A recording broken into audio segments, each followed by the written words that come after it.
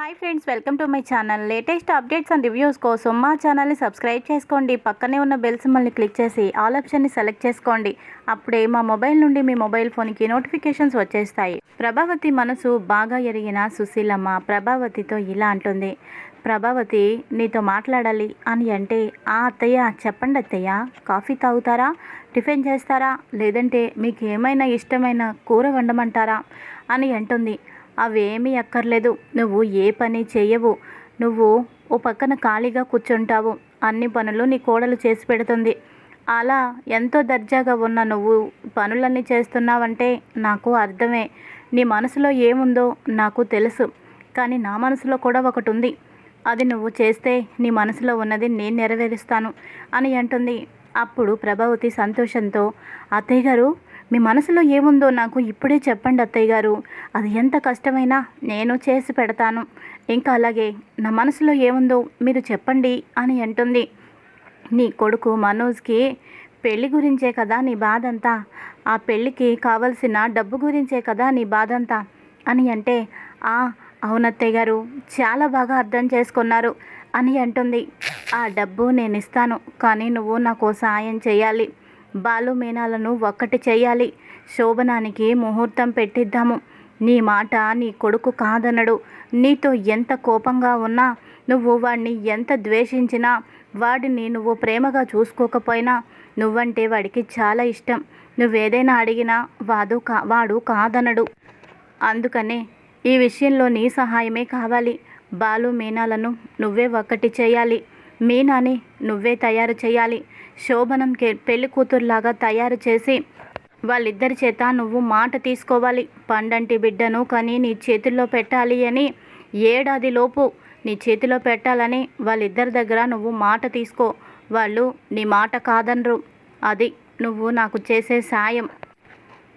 వాళ్ళిద్దరిని ఒక్కటి చేస్తే డబ్బు నేను నీకు ఇస్తాను. నీ కొడుకు పెళ్ళికి ఏమంటావు అని అంటే, అయ్యో అత్తయ్య గారు, ఇంతలా చెప్పాలా ఈ విషయం గురించి? ఎంతైనా బాలు నాకు కొడుకే కదా. ఏదో వాడికి నాకు చిన్న చిన్న భేదాలు మనసులో ఉన్నాయి తప్ప, వాడంటే నాకేమైనా ద్వేషమా? వాడు నాకు కొడుకు కాదా? నా కొడుకే. నా కొడుకు గురించి మీరు అంత తాపత్రయపడుతున్నారు. ఎందుకో నాకు తెలుసు అని ప్రభావతి అంటే, ఎందుకో నీకు తెలియదు. బాలు మీనా వాళ్ళిద్దరూ దాంపత్య జీవితం మొదలు పెట్టకపోతే ఇద్దరిలో ఎవరికో ఒకరికి ప్రాణహాని అని పంతులు గారు చెప్పారు. అది తెలిసిన దగ్గర నుంచి నాకు చాలా కంగారుగా ఉంది.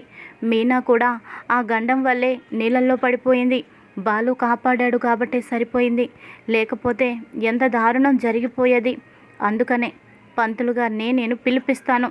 నువ్వు ముహూర్తం పెట్టించి బాలు చేత మీనా చేత మాట తీసుకోవాలి, అర్థమైందా అని అంటే, అలాగే అత్తయ్య గారు, మీరు డబ్బు రెడీ చేసుకోండి అని. ఇక ప్రభావతి, అమ్మా మీనా, మీనా ఎక్కడున్నావమ్మా? ఏంటమ్మా మీనా, ఇంకా ఇక్కడే ఉన్నావా? రా, నేను నీకు తలంటు స్నానం చేయిస్తాను అని అంటుంది. అత్తయ్య గారు, మీరు నాకు తలంటు స్నానం చేయించడం ఏంటి? నేనేమైనా చిన్నపిల్లనా అని అంటుంది. మరి నువ్వు చిన్నపిల్లవు కాక పెద్ద పిల్లవైపోయావా? నువ్వు నాకు నా కూతురెంతో నువ్వు కూడా అంతే. నువ్వు చిన్నపిల్లవే. నేనున్నాను కదా. అసలే నీది పెద్ద జుట్టు, ఒక్కదానివే తల స్నానం చేసుకోవాలంటే ఇబ్బంది అవుతుంది. నేను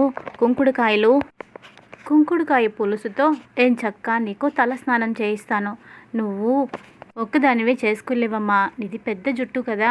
పైగా ఈరోజు నీకు బాలుకి శోభనానికి ముహూర్తం పెట్టేస్తున్నాను అని అనగానే, అయ్యో అత్తయ్య గారు, సడన్గా ఏంటిది అని అంటుంది. అవన్నీ తర్వాత చెప్తాను, పద, ముందు నీకు తలంటు స్నానం చేయిస్తాను అని అంటుంది. మీనాకి అయిపోయిన తర్వాత బాలు దగ్గరకు వస్తుంది. బాలు ఇంకా నిద్రపోతూ ఉంటాడు. బాలు, ఏరా బాలు, ఇంకా ఇప్పటి వరకు నిద్రపోతే ఎలారా చెప్పు, లేను ముందు అని అనగానే, ఏంటి అమ్మ నన్ను ఇప్పుడు ఇలా లేపదే, మీనాని వస్తుంది, కానీ అమ్మేంటి ఇదంతా కళ, ఇది నిజం కాదు. ఎప్పుడో చిన్నప్పుడు నాకు 5 ఏళ్ళు ఉన్నప్పుడు అమ్మ నన్ను నిద్ర లేపేది. దగ్గర 15-20 ఏళ్ల దగ్గర నుంచి అమ్మ నా గదిలోకే రావడం మానేసింది, నన్ను లేపడమే మానేసింది. ఇదంతా అబద్ధం అని అనుకుంటూ ఉండగా గట్టిగా పిలుస్తుంది ప్రభావతి, ఒరే బాలు, నేను చెప్పేది లేరా అని అనగానే, ఇక బాలు, ఇది కల కదా, నిజమే. అమ్మ నువ్వేంటి ఇక్కడ? మమ్మీ ఏమైంది? ఇక్కడ వాస్తు నీ మీద బాగా ప్రాణి చేస్తున్నట్టుంది. నానమ్మ వాళ్ళ ఊరు నీకేదో గాలి పోనింది అని అంటే అన్నీ ఇలాంటి మాటలే. ముందు ఆపు, పద, నీకు తలంటు స్నానం చేయిస్తాను, నలుగు పెడతాను అని అంటుంది. మమ్మీ నీలో ఈ కొత్త కోణం నేను చూస్తుంటే నాకు చాలా భయంగా ఉంది. వెంటనే నేను హాస్పిటల్కి తీసుకువెళ్తాను. నీకేదో అయింది అని అంటే పిచ్చి నీకు పట్టిందిరా, నాకు కాదు అని అంటుంది. మరి ఎప్పుడూ లేంది ఏంటి మమ్మీ, నువ్వు నా తలకు ఆయిల్ పెట్టడమా, నువ్వు స్నానం చేయించడమా? నేను భరించలేకపోతున్నాను. నీలో ఈ మార్పు నేను భరించలేకపోతున్నాను. ఇంతకు ముందులాగే ఉండు మమ్మీ, ఇలా ఉండద్దు. ఏదో నటిస్తున్నట్టు నాకు అనిపిస్తుంది. నటించే వాళ్ళంటే నాకు అస్సలు ఇష్టం ఉండదు. వద్దు మమ్మీ వద్దు, నీకేం కావాలి అని అంటాడు. నీ మాటలు నీ నాటకాలు ఆపరా. ప్రేమ చూపించకపోతే ప్రేమ లేదంటావు, చూపిస్తే ఇలా మాట్లాడతావు. ముందు పద అని చెవి మెలిపెట్టి అక్కడి నుంచి తీసుకొస్తుంది. ఏంటి ఇంత విచిత్రంగా ఉంది? అమ్మ ఎందుకు ఇలా చేస్తుంది? నా మీద ప్రేమ ఉందా లేకపోతే ఇలా నటిస్తుందా? ఏదేమైనా అమ్మ నాతో ఇలా చేయటం నాకైతే చాలా సంతోషంగా ఉంది. ఏదైతే నేను కోల్పోయానో అది మళ్ళీ నా జీవితంలోకి వచ్చినట్టు చాలా సంతోషంగా ఉంది. అమ్మ ప్రేమకి నేను నోచుకోలేకపోయాను. ఇలా చేస్తుంటే బయటికి అమ్మతో నేను అనడం లేదు కానీ మనసులో చాలా సంతోషంగా ఉంది అని అనుకుంటాడు. ఇక ఆ తర్వాత మమ్మీ ఇక్కడే ఉండు, ఇప్పుడే వస్తాను అని చెప్పి ఇక లోపలికి వెళ్తాడు. లోపలికి వెళ్ళి ఓ చీర తీసుకొస్తాడు. హ్యాపీ మదర్స్ డే అమ్మా అని చెప్పి చీర ప్రభావతికి ఇవ్వడంతో ప్రభావతి షాక్ అవుతుంది. ఏంట్రా ఈరోజు మదర్స్ డేనా అని అంటుంది. అవునమ్మా, నేను ఏది మర్చిపోయినా మదర్స్ డే మాత్రం నా ప్రాణం ఉండగా నేను మర్చిపోను. నువ్వు లేకపోతే మేము లేము, మేమే కాదు అమ్మ లేకపోతే అసలు ఈ సృష్టే ఉండదు. అలాంటి రోజుని ఎవరైనా మర్చిపోతారా? నిజంగా అలా మర్చిపోతే వాళ్ళు నా దృష్టిలో అసలు మనుషులే కాదు, మూగజీవాలు కూడా. వాటి భాషలో అవి మదర్స్ డే తెలుపుకుంటాయని నా ఉద్దేశం. అలాంటిది ఇలాంటి రోజు మర్చిపోయిన వాళ్ళంటే నాకు అస్సలు నచ్చదు. ఏదేమైనా హ్యాపీ మదర్స్ డే అమ్మా అని చెప్పి చీర ఇవ్వగానే ప్రభావతి షాక్ అవుతుంది. అదేంటి మరి నా కొడుకు మనోజ్ ఏంటి ఇంకా నాకు మదర్స్ డే చెప్పలేదు?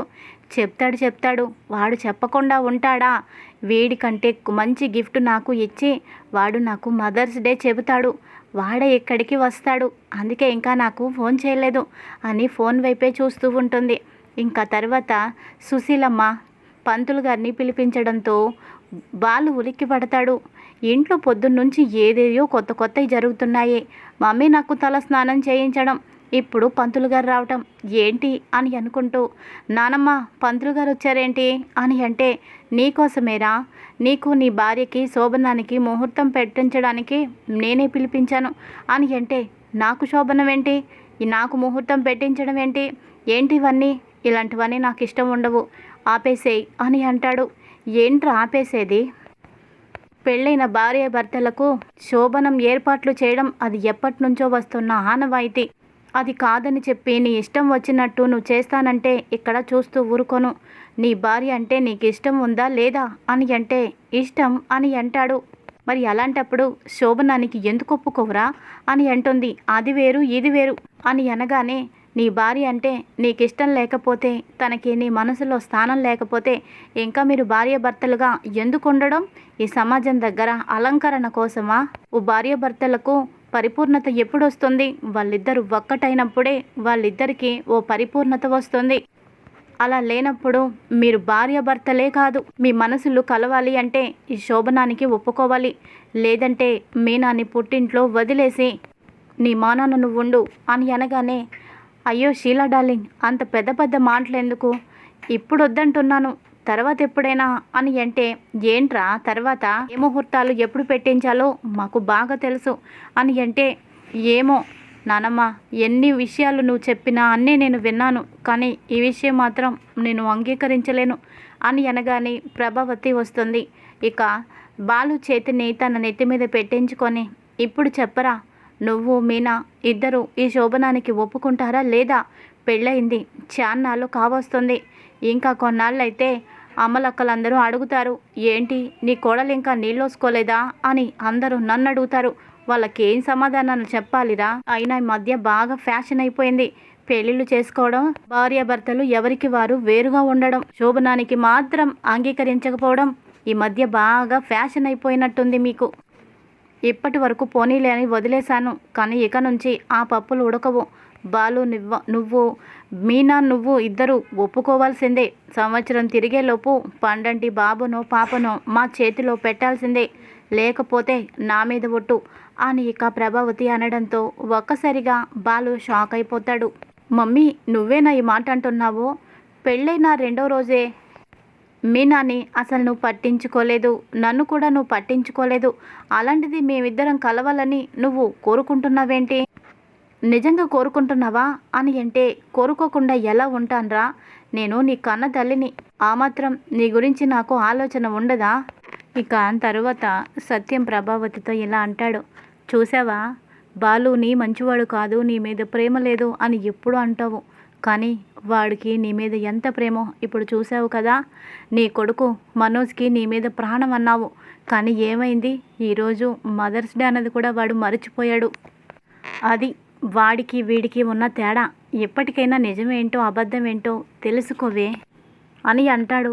ఇంకా తర్వాత సుశీలమ్మ కూడా, అవును ప్రభా, ఇప్పటికైనా ఎవరేంటో తెలుసుకో.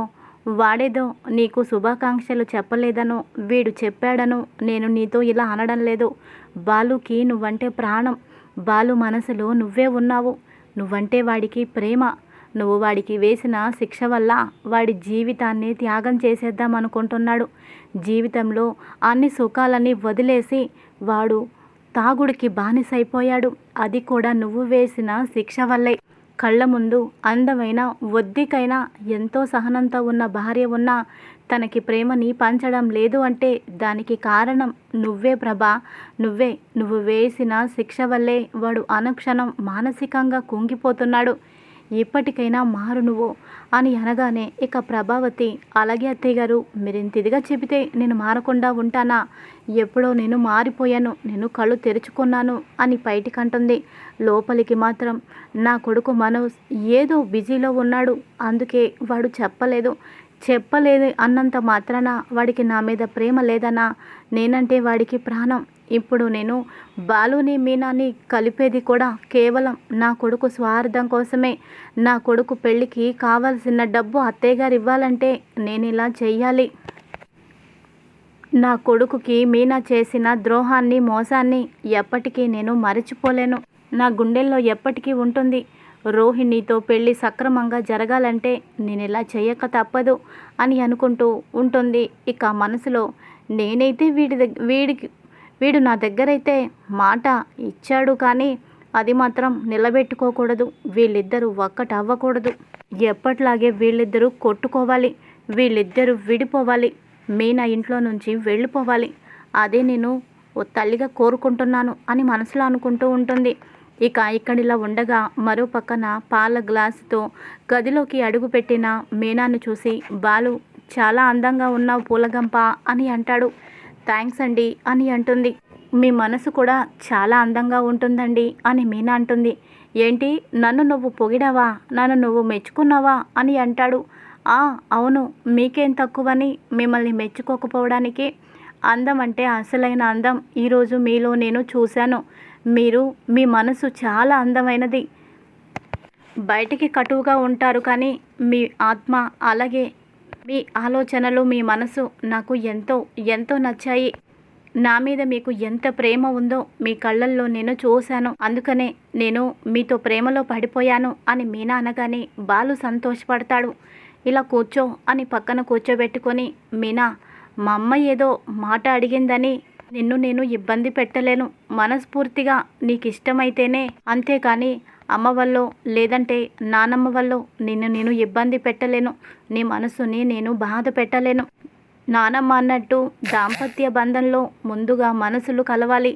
ఆ మనసులు మనకు కలిసిన రోజు ఏదైనా సరేనా అని అనడంతో ఇక బాలు గుండెల మీద మీనా వాలిపోతుంది.